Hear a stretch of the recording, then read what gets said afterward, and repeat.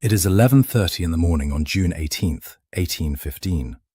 The fields of Belgium, usually green with rye, are being trampled into a thick, clinging mud. A valley separates two ridgelines, and in that valley lies an unassuming complex of brick buildings, a chateau, a garden, an orchard, and a farmyard. This is Hougoumont. To the casual observer, it is merely a country estate. To the Duke of Wellington, watching from the ridge above, it is the breakwater. It is the tactical anchor of his entire right flank. If Hougoumont falls, the French army will flood up the hill, roll up the British line, and the war will be lost. And inside this critical fortress, surrounded by the gathering storm of Napoleon's legions, stand the men of the Coldstream Guards. They are not just soldiers, they are an institution. Dressed in their faded red coatees, the white crossbelts stained with the grime of campaign, and wearing the distinctive Belgic shako caps, rather than the bearskins of later years, they wait in silence. The air is heavy, thick with the humidity of a summer storm that had drenched the army the night before. Inside the walled garden, the men check their flints, they tighten their belts. They look at the high brick walls that surround them, knowing that on the other side, thousands of French infantry are massing for the assault. The silence is broken only by the distant rumble of thunder, or perhaps artillery, and the rustle of wind in the orchard trees. The attack begins, not with a whimper, but with a roar that shakes the ground. A massive column of French infantry, led by Jérôme Bonaparte, Napoleon's own brother, surges toward the woods surrounding the chateau. The sheer number of them is terrifying, bluecoats swarming through the trees like rising water. The British light infantry in the orchard fire and fall back, contesting every inch of ground. But the weight of the French advance is too great. The defenders are pushed back to the very walls of the farmyard itself. This is the moment the Coldstream Guards have trained for since their inception. They are not skirmishers designed to harass. They are the anchor designed to hold. As the French swarm around the perimeter, seeking a way in, the battle dissolves into a chaotic, close-quarters nightmare. Musket balls chip away the brickwork, filling the air with red dust and the acrid smoke of black powder. The noise is deafening, a continuous, rolling crash of musketry that drowns out all orders. Suddenly, a crisis emerges. On the north side of the complex, there is a massive set of wooden gates, the supply entrance. In the confusion, the French spot an opportunity. A giant of a man, a French officer known as the Smasher, wielding a heavy axe, leads a desperate charge against these gates. The wood splinters, the hinges groan. With a final, shattering crash, the gates burst open. A flood of French soldiers pours into the courtyard, bayonets levelled, screaming in triumph. They are inside. The fortress is breached. For a lesser unit, this would be the moment of panic, the moment the line breaks. But these are the Coldstreamers. There is no panic. There is only an immediate, brutal reaction. The defenders inside the courtyard turn from the walls to face the new threat. It becomes a savage melee of bayonet against sword, rifle butt against skull. In the centre of this swirling violence, Lieutenant Colonel James MacDonald, a man of immense physical strength, sees exactly what must be done. He does not shout for a retreat. He shouts for help. MacDonald, along with a handful of officers and the indomitable Sergeant James Graham, rushes into the teeth of the French incursion. They are not fighting to kill the enemy soldiers already inside. That grim task is left to their comrades. They are fighting to reach the gates. They have to close the door on the flood. It becomes a contest of pure physical will. On one side, the mass of the French army pushing to get in. On the other, 5 or 6 British guardsmen pushing back. Boots slip in the mud and blood. Muscles strain against the heavy timber. Inch by agonizing inch, against the roar of the battle and the pressure of hundreds of bodies, the great doors begin to swing shut. With a final, desperate heave, MacDonald and Graham slam the gates together. The heavy iron bar is dropped into place. The lock is turned. The flood is stopped. Inside the courtyard, the French soldiers who made it through are trapped. They are cut down to a man. The immediate crisis is averted, but the battle for Hougoumont has only just begun. This single act, the closing of the gates, will become legendary. It is the defining metaphor for the regiment itself, a small group of men, outnumbered and under immense pressure, who simply refuse to yield. But to understand why they held, why they possessed this specific brand of stubborn, mechanical courage, we must look back. We must leave the smoking ruins of Waterloo and travel back over a century and a half to a cold winter in Scotland and the birth of a regiment that would declare itself second to none. The story of the Coldstream Guards does not begin with the pomp and pageantry of the British Empire, but in the grim, grey austerity of the English Civil War. The year is 1650, and the British Isles are tearing themselves apart. On one side are the Royalists, fighting for the king. On the other, the parliamentarians, fighting for a republic.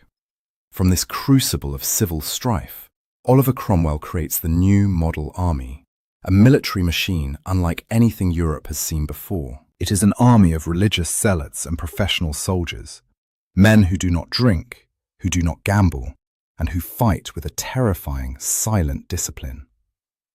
Among the regiments formed in this mould is one raised by General George Monk. Monk is a pragmatist, a soldier's soldier, who commands absolute loyalty. His regiment is forged not in the glamorous charges of the Cavaliers, but in the hard, unglamorous work of garrison duty and suppression. They are hard men, accustomed to the bleak weather of the north and the brutal realities of fratricidal war. But their defining moment, the moment that gives them their name and their eternal identity, comes a decade later, in the winter of 1659. The Commonwealth is collapsing. Chaos threatens to engulf England once more. General Monk, stationed in Scotland, makes a fateful decision. He will march his army south to London to restore order and, ultimately, to restore the monarchy in the form of King Charles II. It is a decision that will change history, but it begins in a tiny, freezing village on the Scottish border, Coldstream. For weeks, Monk's men are quartered in this bleak outpost. The winds howl off the River Tweed, cutting through their wool coats. The ground is frozen iron. It is here, waiting for the order to move, that the soul of the regiment hardens. They are no longer just a collection of companies, they are the Coldstreamers. When the order finally comes, they march south. It is a march of extraordinary discipline, hundreds of miles in the dead of winter, without looting, without disorder, a silent column of red moving inexorably toward the capital. When they arrive in London, their presence alone is enough to tip the scales. They are the kingmakers. However, the restoration of the king brings a crisis of identity. Charles II, now on the throne, wishes to disband the old New Model Army, which had fought against his father. But he cannot bring himself to disband Monk's regiment. They are too efficient, too loyal, and too dangerous to discard. Instead, on Valentine's Day in 1661, a unique ceremony takes place at Tower Hill. The men of Monk's regiment are ordered to lay down their arms as soldiers of the parliamentarian army. Then, moments later, they are ordered to take them up again as the Lord General's regiment of foot guards in service to the king. They are the only regiment of the parliamentary army to survive the transition into the new Royal Army intact. They are the bridge between the old iron discipline of Cromwell and the new era of the Empire. But with the new king comes a new rivalry, one that will fester for centuries. Charles II has brought with him his own royal bodyguard from exile, a unit that will eventually become the Grenadier Guards. When the army's seniority is established, the king faces a dilemma. Monk's Coldstreamers are technically the older regiment, having been formed in 1650. But the king's own guards have served the crown personally during his exile. The king's decision is a slight that the Coldstreamers will never forgive. He grants the Grenadiers the title of the 1st Regiment of Foot Guards. Monk's men are designated the 2nd Regiment. The Coldstreamers are incensed.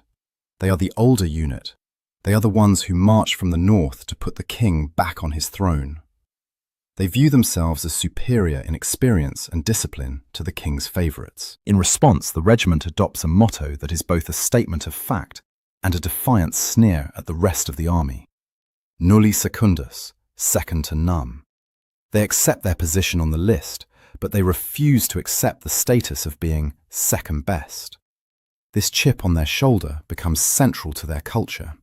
It is stitched into their very uniforms. To ensure they are never mistaken for the 1st Regiment, the Coldstream Guards arrange the buttons on their tunics in pairs of 2, a visual reminder of their designation, but worn with a pride that suggests the 2 stands for a double measure of quality. This rivalry breeds a perfectionism that borders on obsession. If the Grenadiers are the king's favourites, the Coldstreamers determine they will be the army's professionals. They will drill harder, march faster, and look sharper. Their officers, often drawn from the aristocracy like the rest of the Guards, are indoctrinated into this culture of superiority. They are not just joining a regiment, they are joining a brotherhood that believes it saved the monarchy. As the 18th century dawns and the British Empire begins its global expansion, the Coldstream Guards are no longer just the men from the Scottish border. They are the elite reserve of the British Army. They are the red wall that generals keep in their back pocket for when the battle is turning against them. They carry the Garter Star as their badge, a symbol of ancient chivalry, but their true symbol is their terrifying, robotic steadiness under fire. It is a reputation they will carry onto the battlefields of Europe, where the playful arrogance of their motto will be tested against the most powerful armies in the world. By the turn of the 19th century, as the shadow of Napoleon Bonaparte stretches across Europe, the Coldstream Guards have evolved into the visual definition of the British martial ideal. To stand on a London street corner and watch a battalion of Coldstreamers march past is to witness a machine made of flesh and blood. They are taller than the average infantryman, chosen from the best recruits the recruiting sergeants can find, often favouring men from the borders of England and Scotland, in a nod to their heritage. In an army where malnutrition and disease stunt the growth of the working class, the Guards are giants, broad-shouldered and imposing. Their uniform is their armour, designed to project invincibility. They wear the scarlet coatee, the white crossbelts kept blindingly bright with pipe clay, and the high black shako that adds another foot to their towering height. But for the sharp-eyed observer, the distinction is always in the details. On their chests, the brass buttons are arranged strictly in pairs, 2, then a gap, then 2 more. It is the tell of the 2nd Regiment. On their equipment, the badge is not a grenade or a bugle, but the Garter Star, an intricate silver sunburst representing the Order of the Garter, the highest order of chivalry in England. It is a reminder that, while other regiments belong to the army, the Guards belong to the sovereign. Life within this gilded cage is a paradox of privilege and brutality.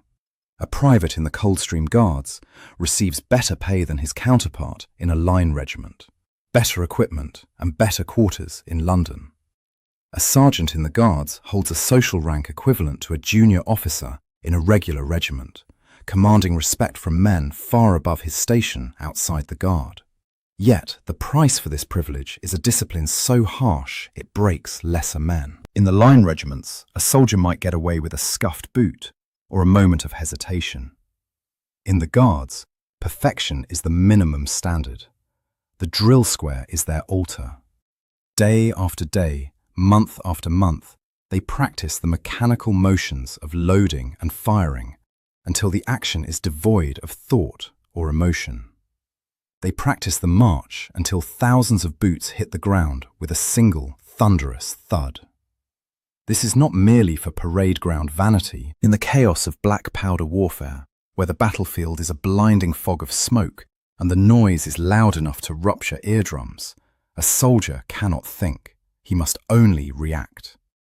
The Coldstream training is designed to strip away the instinct of self-preservation and replace it with the instinct of obedience. This training dictates their tactical role.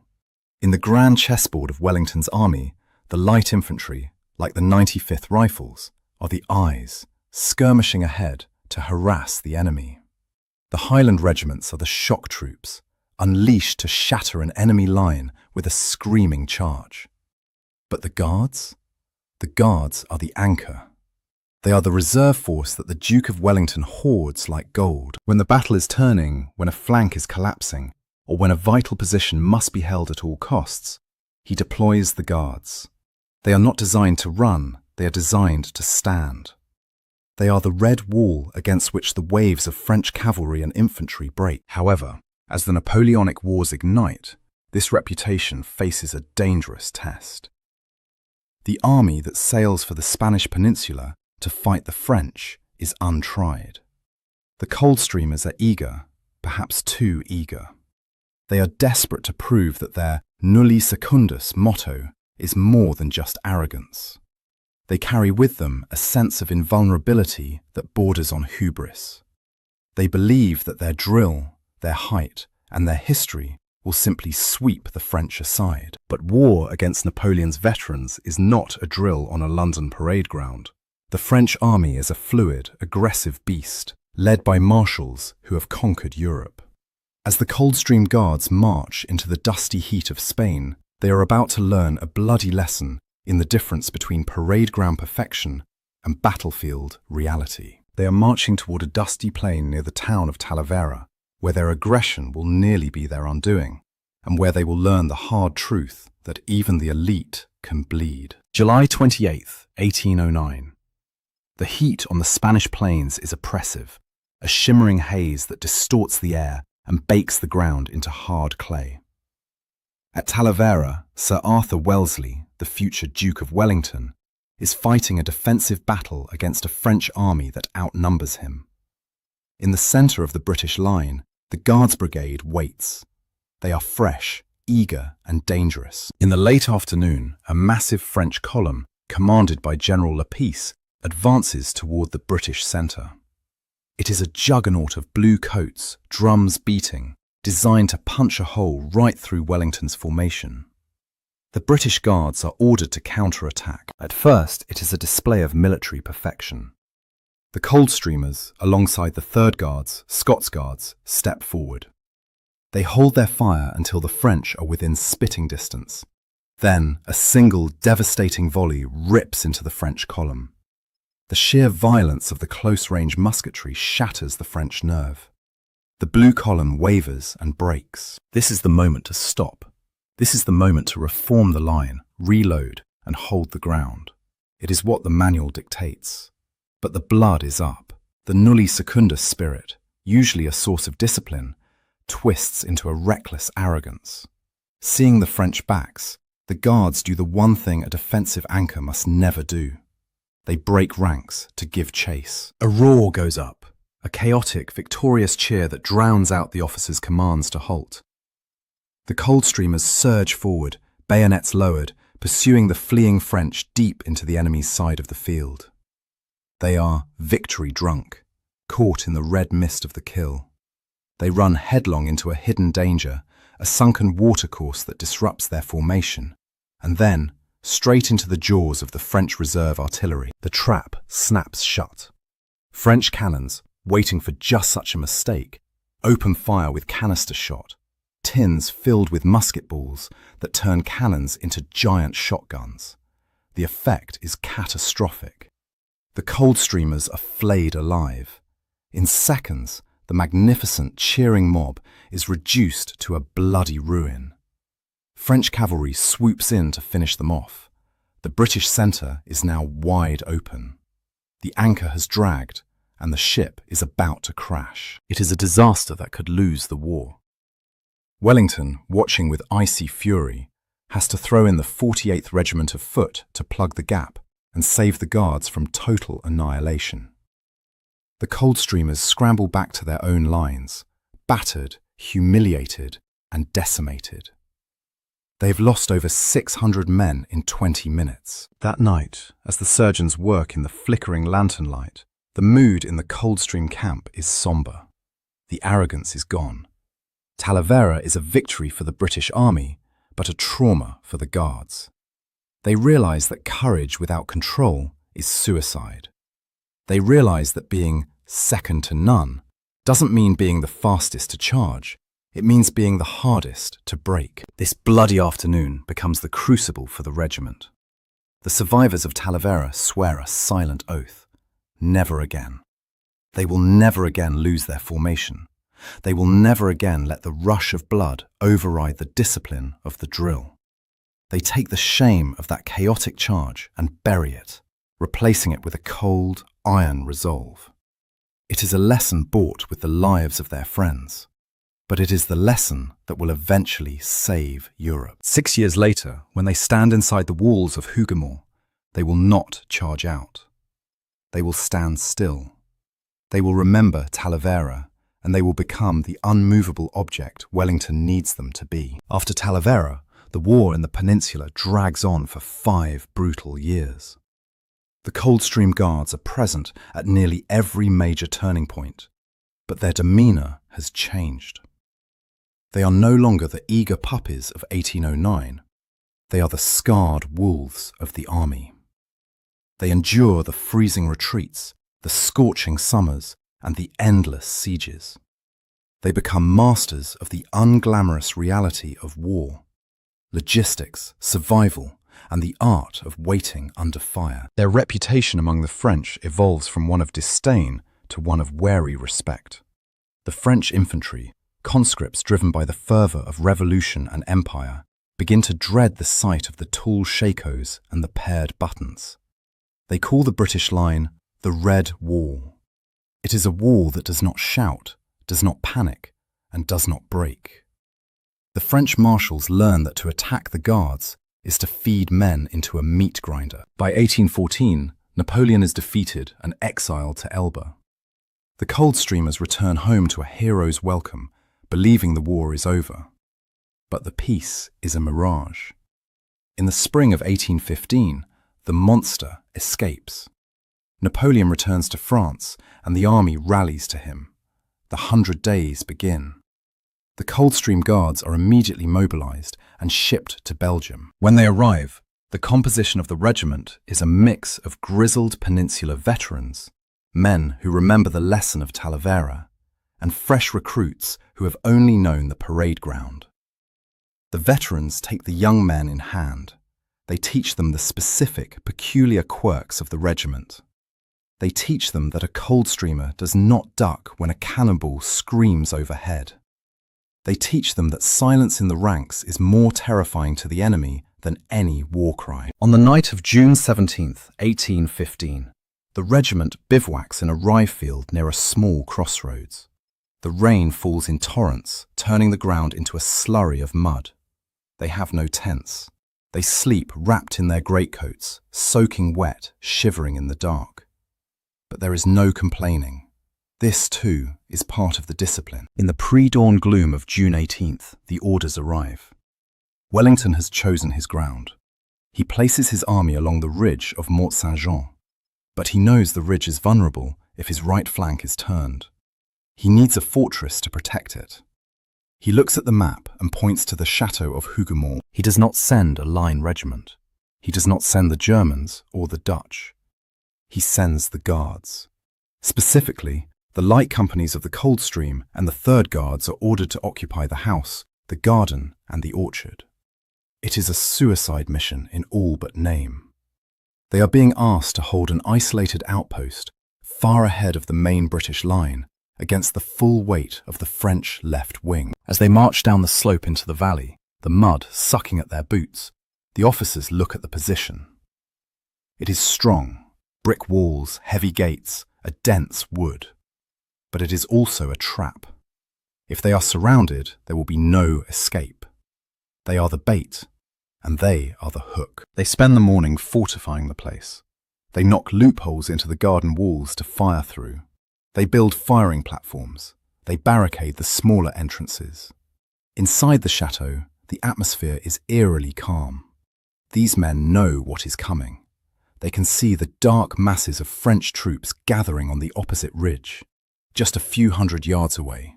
They know that Napoleon cannot ignore this position. He must take it. At 11:30 a.m., the first French cannon fires. The shot screams over the valley and slams into the woods near the chateau.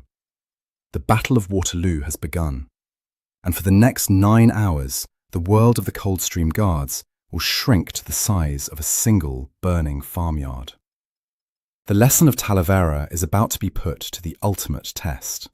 They will not charge, they will not chase. They will simply hold, or they will die where they stand. As the afternoon wears on, the battle for Hougoumont transforms from a tactical engagement into a vision of hell. The French, frustrated by their inability to storm the walls with infantry, change their tactics. If they cannot pry the British out with bayonets, they will burn them out with iron and fire. French howitzers are dragged forward, their black muzzles elevated to rain explosive shells down into the courtyard. The bombardment is merciless. The roofs of the great barn and the chateau itself are struck again and again. Dry timber, old straw, and centuries-old furniture ignite instantly. Within minutes, the complex is crowned with plumes of thick, oily black smoke that rise high above the battlefield, visible to every soldier on the ridgelines. The heat becomes a physical weight, pressing down on the defenders in the courtyard. For any other unit, this would be the signal to withdraw. A military position that is on fire is untenable, but the orders from Wellington remain unchanged. Hold. And so, the Coldstreamers stay. They do not panic as the rafters above them turn into ribs of glowing charcoal. They do not break ranks as the burning roof tiles shatter on the cobblestones around them. Instead, they retreat into the few structures not yet fully engulfed, or simply stand their ground in the open courtyard, shielding their faces from the searing heat while continuing to load and fire at the French attempting to scale the walls. The scene inside the complex is gruesome. The chapel and the farmhouse are filled with the wounded from the morning's fighting. Men with shattered legs and gaping chest wounds. As the fire spreads, a horrific choice emerges. There is no time to evacuate everyone. The able-bodied guardsmen, their eyes stinging from the smoke, drag as many comrades as they can into the safety of the gardener's house. But the fire is faster. The screams of the wounded trapped in the burning barn mingle with the roar of the flames and the crack of musketry. It is a moment of sheer psychological terror, yet the defence does not falter. At the walls, the discipline of the Coldstream Guards reaches its zenith. They transform into automatons. Their muskets, fouled by hours of continuous firing, become hot to the touch. The men have to urinate down the barrels to clear the black powder residue or use the oil from the lamps. Their shoulders are bruised black and blue from the recoil. Their faces, once clean-shaven and powdered, are masks of soot, sweat and blood, their eyes showing white and manic in the gloom. Through the loopholes in the brick wall, they can see the French infantry surging forward again and again, wave after wave of blue crashing against the red rock. The guardsmen fire, reload and fire again. They are not aiming at individuals anymore. They are firing into a mass of humanity.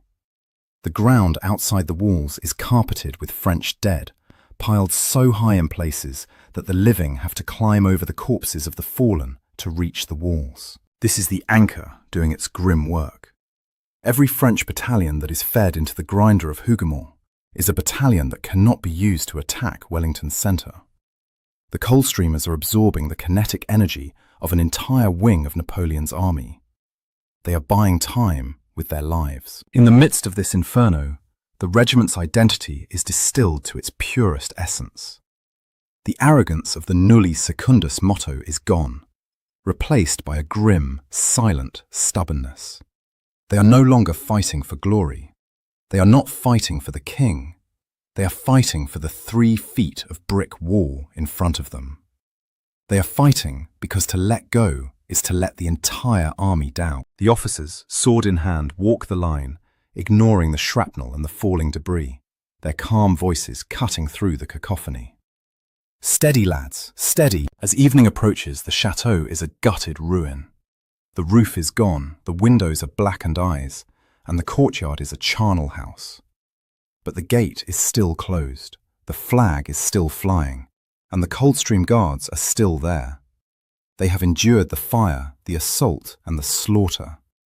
They have proven that while a line regiment might break and a light regiment might retreat, the Guards simply cease to exist before they yield ground. The sun begins to set over a battlefield that has changed the course of history. But the final test is yet to come. The French have one last card to play, the Imperial Guard, and the survivors at Hougoumont will have a front-row seat to the end of an era. As twilight descends on the devastated valley, a strange hush falls over the battlefield.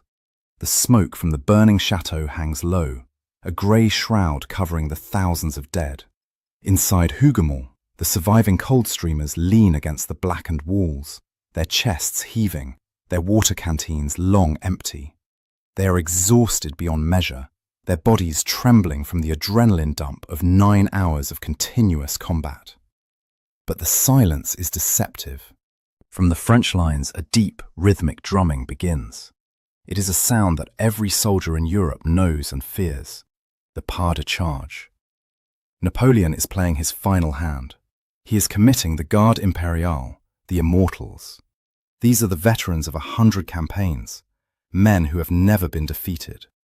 They march in 2 massive columns, not toward Hougoumont this time, but straight up the centre, aiming to smash the exhausted British line on the ridge above. From their positions in the ruined garden, the Coldstreamers watch the dark columns advance. They are too far away to intervene directly, helpless spectators to the climax of the war.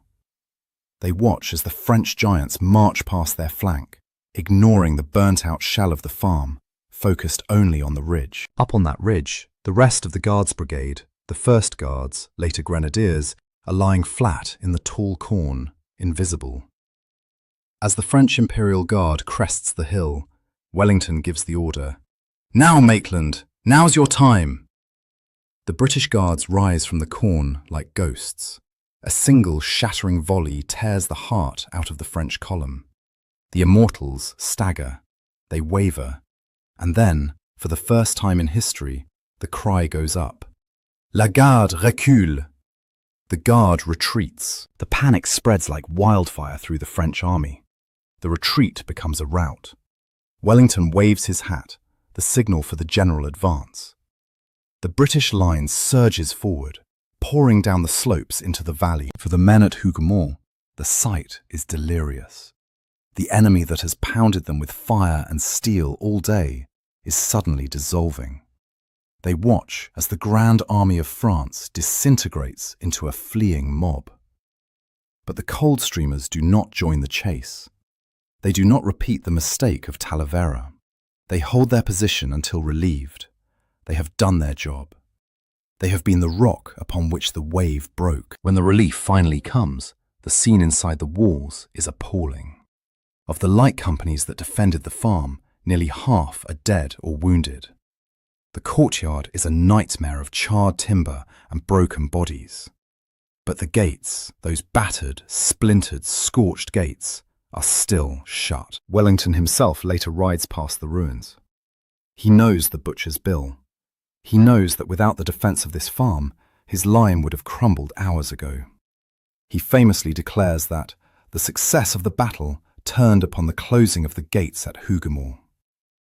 It is the highest praise possible from the Iron Duke. In the days that follow, as the army marches into Paris, the Coldstream Guards carry themselves with a quiet, grim satisfaction. They do not need to boast. The ruins of Hougoumont are their testament. They have faced the fury of an empire and refused to move. They have validated their motto. They have proven that while others may claim precedence, when the fate of nations hangs in the balance, they are indeed nulli secundus. The rivalry with the 1st Guards continues. The 1st are awarded the bearskin caps and the title Grenadier Guards for their defeat of the Imperial Guard on the ridge. But the Coldstreamers know the truth. They know that the battle was won in the bloody courtyard by the men who held the line when the world was burning. They will eventually adopt the bearskin too, but they will never wear the Grenadier's grenade badge. They will keep their Garter star, and they will keep their buttons in twos. A silent, permanent reminder that they are a breed apart. Today, if you travel to the rolling fields of Belgium, the landscape is peaceful. The rye grows tall and green, swaying in the gentle breeze, covering the scars of the earth where 50,000 men fell in a single afternoon. The chateau of Hougoumont still stands. It has been rebuilt, restored and preserved. And there, leading into the courtyard, are the gates. They are not the original timber, those were burned and battered into splinters long ago. But they stand in the same spot, a physical monument to the moment when the fate of Europe rested on the hinges of a farmhouse door. But the true monument to the Coldstream Guards is not made of brick or wood. It is woven into the fabric of the regiment itself. In the years following Waterloo, the story of the closing of the gates became a sacred text for the British Army. A prize was offered by a patriotic reverend for the bravest man in England during the battle.